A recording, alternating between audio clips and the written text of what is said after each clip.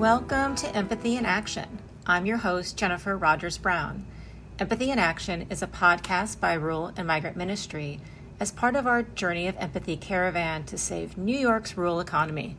In this podcast series, we will hear stories from the past and present. These stories hold up the resilience, struggles, and positive impact of rural communities and immigrants in New York State. In this first episode of the series, we talk about why we are leading a caravan from Eastern Long Island to Buffalo, New York. You will hear from some of our leaders at RMM who will shed light on what is happening during the caravan and why we need such an event. First up is RMM's Executive Director, Reverend Richard Witt. Thank you for joining us on the podcast, Richard. Can you tell us more about RMM's caravan that starts August 2nd? The caravan, which is called Save Our Rural Economy, A Journey of Empathy, has risen out of people feeling very frustrated and overwhelmed and angry and confused about the policies emerging, the national policies emerging from Washington that seek to exclude immigrant brothers and sisters and families, children from our country. And there have been a lot of protests. There has been a lot of pushback. And we realized that one of the things that you haven't heard much about in the past number of months, and you're starting to get a glimpse of it a little bit, is the impact on our economy, the impact here in New York on our rural economy with the departure, the detainment, and the deportation of immigrants is impacting not just those immigrant families, but also impacting the rest of us. In other words, it is impacting our tax base. It's impacting our who is purchasing things, who's putting money into the economy. But it's also impacting those whose livelihoods are dependent upon immigrants themselves. So we thought that it would be important to put together some sort of visible gathering that raised the importance of immigrants in the rural economy. And the more we thought about it, the more we thought, well, this is statewide in New York. So what's the best way to gain attention? But let's put together a caravan of cars that had signage on them that would travel across the state and draw attention to how immigrants are integrated into our economy. How far will the caravan go? So the caravan, the Save Our Rural Economy caravan, will actually go 1,000 miles. It begins in the South Fork of Long Island and travels up to the North Fork. And then the next day, it goes through the Hudson Valley and works its way up to the Capitol and all the way up to the border in Champlain, New York. And then it comes along the border, all the way down along the St. Lawrence Seaway into the area around Lake Ontario, stopping in such places as Ogdensburg and Watertown and Oswego, and then swings over to Auburn, New York, the home of Harriet Tubman, and then worked its way across through Geneva and Rochester and Batavia and Albion, and eventually ending up in Buffalo on August 9th. So it's a 1 week long caravan. Can you tell us what will happen along the way? The idea of the caravan is to draw attention to the efforts of local people and their local economies. And so each day we will be starting at a significant spot, and then we will be stopping along the route to have vigils. And each of these stops, both the stops and the vigils, will take place in areas, sites that are an important part of the conversation about immigrants in economies. So we will be on farms and agricultural centers. Will be at elected officials' offices and detention facilities and New York welcome centers. We'll be at Harriet Tubman's home and the burial site of Frederick Douglass. We'll be going by rural schools and rural hospitals. And at each place, we'll be stopping and we'll have speakers from the local community. We'll have some musicians. We'll have prayer. We'll have storytellers to really focus in a moment of reflection, of meditation about what is happening to all of us. Because as we have realized in putting this together, it's really about we, not they, and how this is impacting all of us. So, for example, if there are raids of dairy farms, then there's nobody to milk the cows. If there's nobody to milk the cows, then there's no milk. And if there's no milk, then there's no Chobani yogurt. And if there's no Chobani yogurt, above and beyond folks on the Upper West Side of New York City not having yogurt, it's also then impacting the dairy farmers who no longer have income. It's impacting the local counties that are missing out on the tax contributions from the Chobani, from the dairy farms. It's impacting folks who run the hardware stores or the local markets because now their customers are being impacted.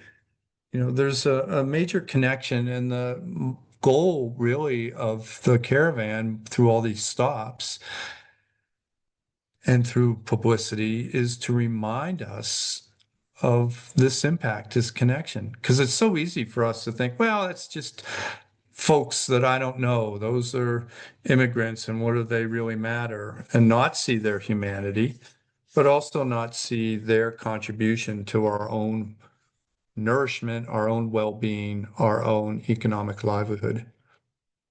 What is a lesson that you learned in your experiences at RMM that you find yourself coming back to in these recent months? I think one of the lessons I've learned through my years at RMM is the power of diversity.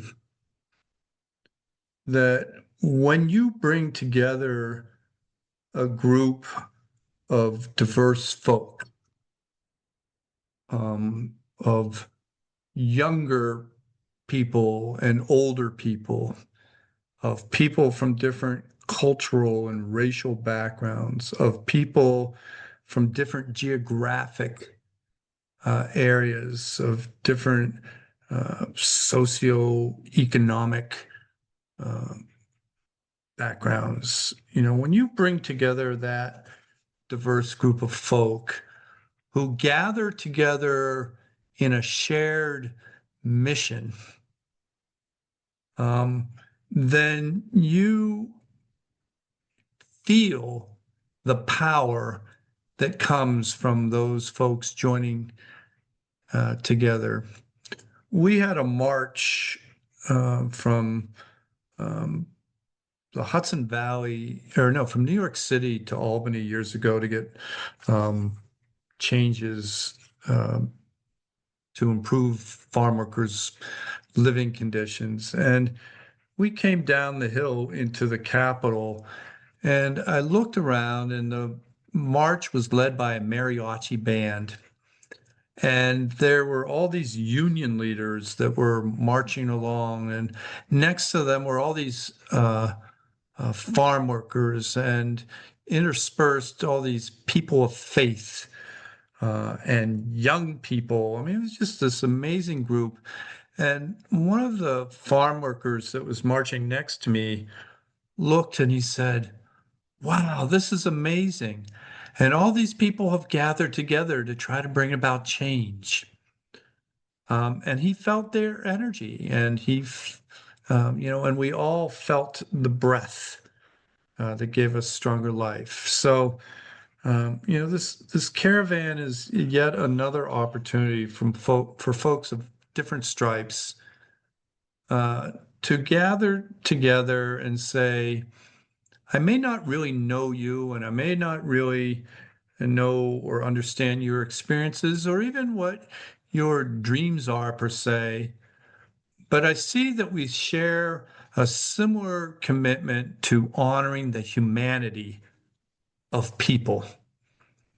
And so let's be together as we work into honoring that humanity. What would you like our caravan participants and supporters at home to know? Do you have any words of wisdom or encouragement for them? I would like for all of us to know, and for those of you at home, it doesn't mean you're not being active, right? You're praying, you're writing to officials, you're writing to your local newspapers, letters to the editor and op-eds, you're making phone calls, you're finding ways to stand with people that are marginalized. So just a special note to those at home, there's an expectation that you're being active also. And in doing that, as well as those that are on the caravan, my hope is, my prayer is that we will all realize that our actions make a difference. It may not seem readily apparent. We have certainly seen those in history before us that have stood for justice, who have lived in love, and in turn have been met by an oppressive force, or didn't live to see the impact of their efforts. Martin Luther King Jr., Moses, Susan B. Anthony. And yet the fire, the light that we're helping maintain on this journey is lighting the way for others, and others are grabbing a hold of it.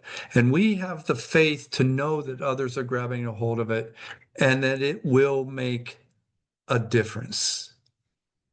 Because the alternative is just impossible to comprehend. And the alternative is, if we stop, then it can't go further. If we give up, then it can't go further.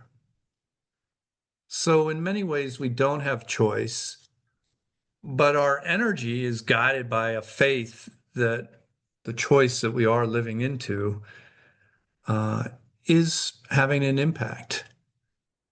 And one of the things, and I will be setting it up, but there will be a link for everybody. So send messages, post messages to those on the caravan, um, you know, urging them on, breathing breath into them.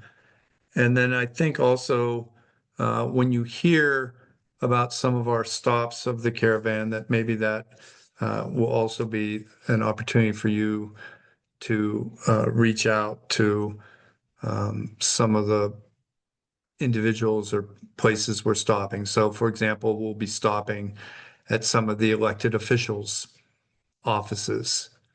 That's a great opportunity then, once you hear about that, for you to add your voice to the caravan voice and reach out to those elected officials with the same message of the caravan. Is there anything else you'd like folks to know? There is another thing that I think's important to hold up.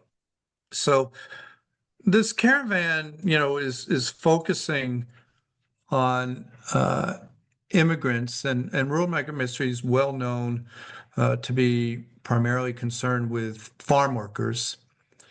But there are a lot of other immigrants in our rural economy that are essential to all of our well-being.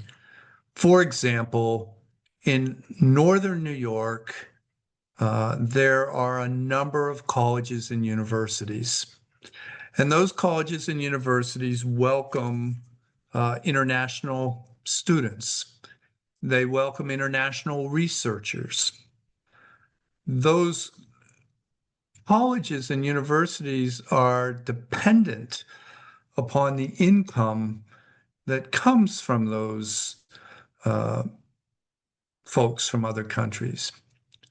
But the economies also around those colleges and universities are dependent upon those international students, because those of us that may be maintenance workers at the colleges and universities or food service folk, let alone, professors or administrators, what have you, all of those jobs at those colleges and universities are dependent upon those colleges and universities being strong economically. And if those colleges and universities are weakened, then not only is that impacting the jobs of those I mentioned, but it's also impacting then the local stores and the local businesses that are dependent not just on international students, but the employees. So there's a major aspect of immigrants in relationship to our rural economy. There's also a major impact on our healthcare system and our rural hospitals and our nursing homes and senior facilities that are so dependent and utilizing immigrants for the healthcare of our own parents, our grandparents, our brothers and sisters, freeing up many of us to be able to work because we know our loved ones are being taken care of. And those immigrants are being ripped away from us also, again, impacting our rural economy. So when we talk about save our rural economy and we talk about having empathy, it's not just empathy for the immigrants. It's empathy for all the workers and the students and the children in our rural schools. All of that is a part of our rural economy. And all of that is something that we need to call out for and acknowledge the web that keeps us all together and keeps our rural economies strong. Thank you so much, Richard. I learned a lot about this caravan and why we need to do it and the importance of coming together at this moment and the importance of supporting our rural communities for a lot of reasons. For anyone at home who wants to learn more, you can find information on our website, ruralmigrantministry.org. And on Facebook and Instagram, we are using the hashtag It's We Not They. So find us there, post pictures, post support, and we'd love to hear from you. And we have more coming up for you after this music break.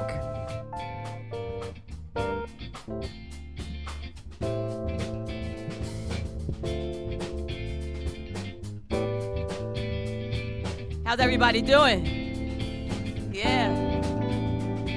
Give it up for community. Let's hear it for community.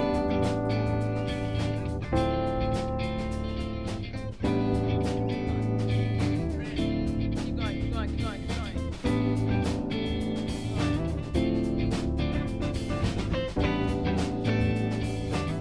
America.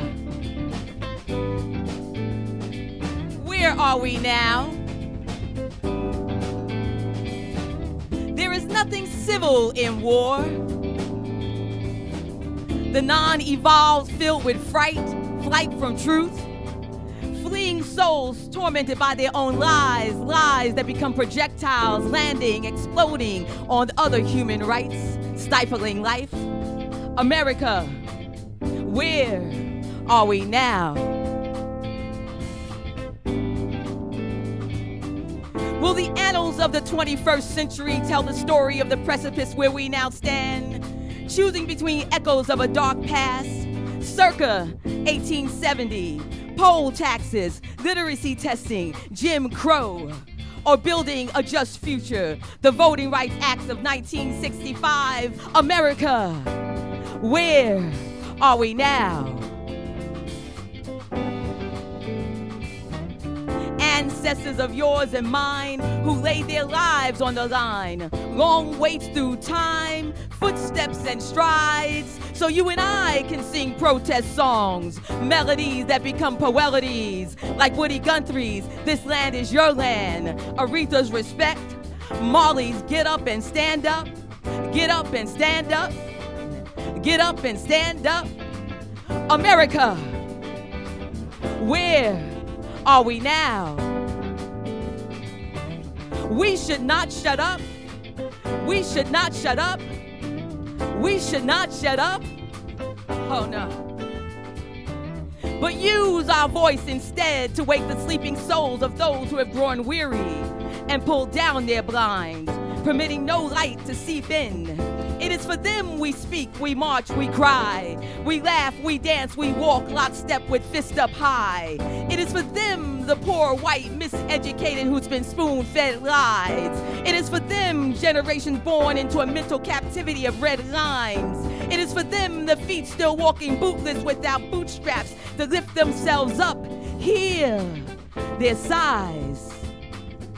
It is for them we vote without their full understanding of why.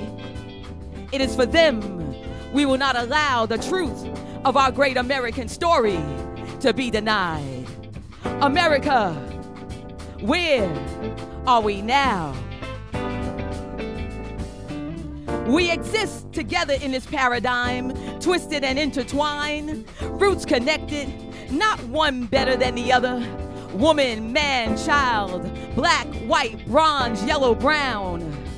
So you may pass laws to take control of our bodies. Your bans will cement our bond, bring us together as women, and we will not go away. Not become your handmaiden to do with us what you please, to treat us like we no longer matter. You may pass laws which attempt to oppress our right to vote. We will not go away. We will walk until the soles of our shoes are no more.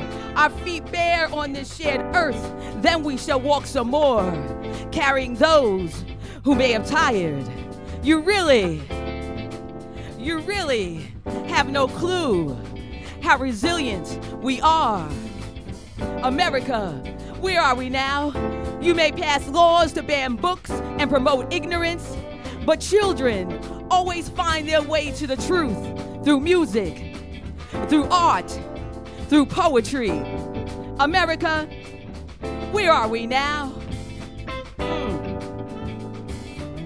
My vote is for democracy, the right to choose and be heard. My vote is for the love that does not prop up the voices of Jews will not replace us. My vote is for the love that the relation fears don't reign in a land once built on the promise that all people are free. There is nothing civil in war.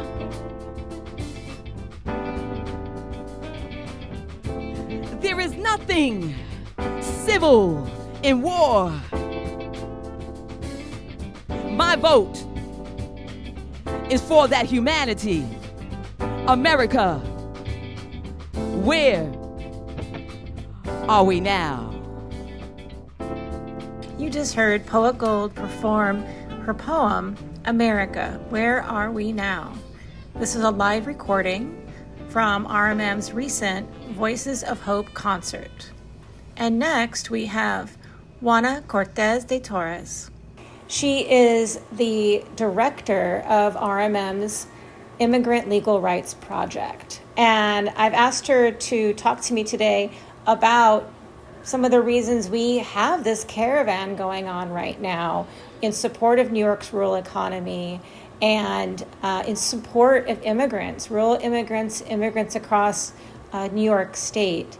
And so, Juana, I'm wondering, as the head of the Immigrant Legal Rights Project, what are the threats to rural economies and to immigrants?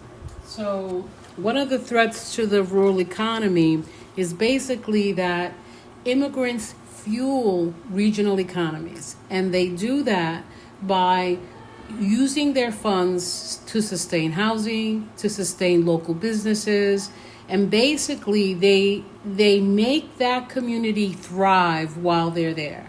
So that's clearly a threat. If immigration enforcement gets to deport those individuals, you will see a depression in these rural economies because they're dependent upon one another. And that's the key here, right? And then if you think about the threat to the immigrant worker, right, or to the immigrant, the first and foremost threat is now the fear of deportation. And then the fear of their families being abandoned. That main breadwinner may no longer be there. And so how do we protect them, and what do we do? As the director of the Immigrant Rights Project, my first and foremost goal is to educate and prepare this community so that if that were to occur, at a very minimum, the individuals, number one, they know their rights. Number two, the family has created a plan by which they could go forward, right? So that's certainly one of the things we see. This caravan is very important because unlike a traditional protest, what we're trying to emphasize is the humanity of these workers and the humanity of the immigrant community and what they bring to the table. And we should never forget that when we sit down to eat a meal, someone has picked that food, someone has cut that meat, and someone has dedicated the majority of their lives for the betterment of us, right? That's first and foremost. Absolutely. Thank you, Juana. You put it so beautifully. I also wanted to ask you about some of the efforts that maybe the Legal Rights Project is doing, but also that we see around the country or New York that are being done to defend immigrants and workers. So that actually is a two-prong attack. The first prong is education, right? So many organizations have Know Your Rights presentations. And so at the primary level, we're talking about teaching individuals about their constitutional rights. At a greater level, then you have organizations filing litigation to sustain the Constitution, to remind people that we are a country of laws. Those laws should be followed. Precedent should be followed. And then even if there's so many things that people are doing, but people are even now drafting legislation dealing with the issue of masking. Because what you are seeing is, quote unquote, law enforcement, ICE enforcement, CPB enforcement, but they're masked.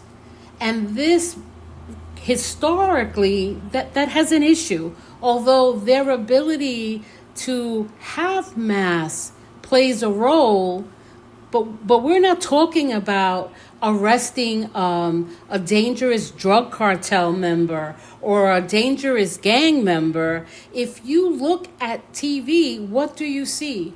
You see a young student being dropped off at school or a person going to work. And you see the discrimination in how people are being profiled. Citizens have been detained and arrested.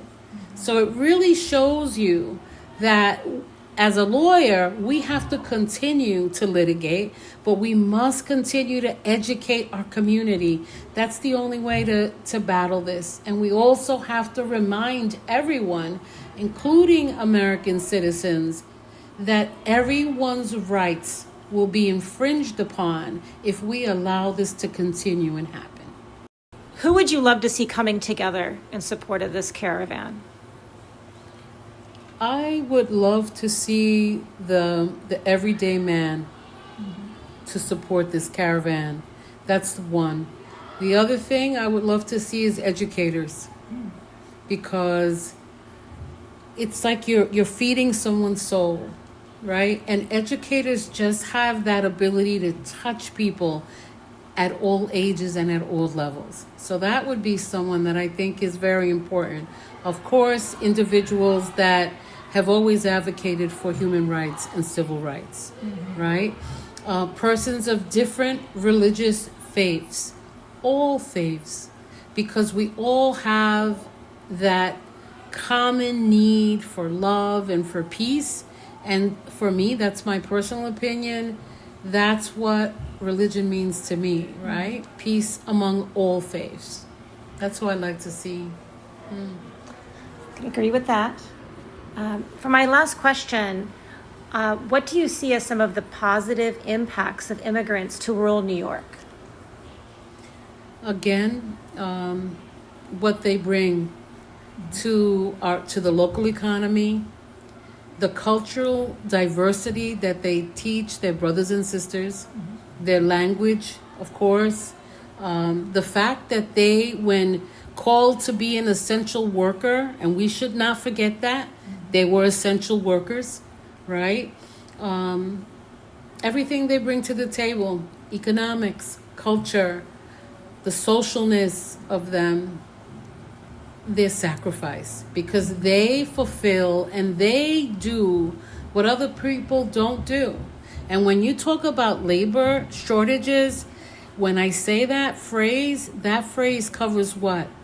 Farming, construction, meat packing, cutting your lawn, babysitting, your healthcare worker. These are the people that sustain not only the rural economy, but nationwide. And that's why they really merit the respect that everyone should be giving them. Thank you, Juana. I appreciate your time today. Oh, you're welcome. Thank you for joining us today for RMM's Empathy and Action. This is a series as part of our Journey of Empathy Caravan to save New York's rural economy. Thank you to Reverend Richard Witt and Juana Cortes de Torres. Intro and outro music by an anonymous youth activist. In the next episode, we look to the past for inspiration as we confront the struggles of today. I hope you take a listen. In solidarity, I'm Jennifer Rogers Brown.